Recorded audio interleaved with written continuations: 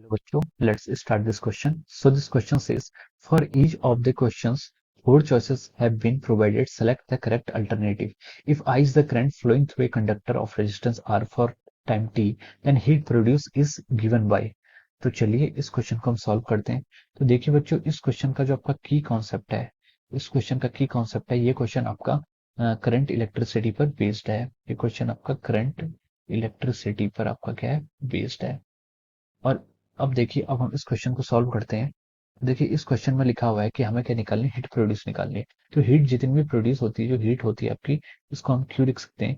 Q is equal to आपकी जितनी heat produce होगी, ये होती है आपकी पावर इंटू टाइम। ये आपकी क्या, आपकी हीट प्रोड्यूस होगी पावर इंटू टाइम।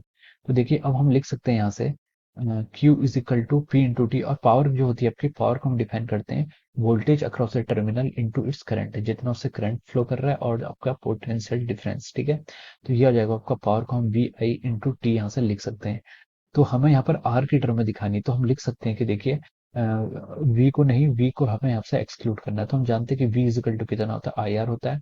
तो हम आई को क्या लिख सकते हैं, सॉरी, हमें यहाँ पर V is equal to I R होता है, तो वी को हम यहाँ पर आई आर लिख लेंगे, तो ये आ जाएगा I R into I into T.